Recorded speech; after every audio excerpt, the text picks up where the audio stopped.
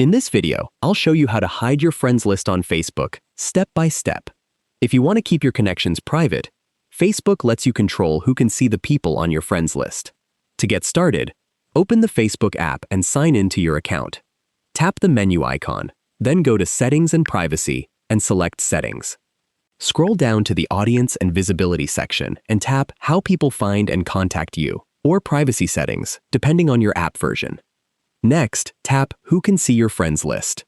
You'll see privacy options such as Public, Friends, Friends Accept, Specific Friends, and Only Me. Select Only Me if you want to hide your friends list from everyone else.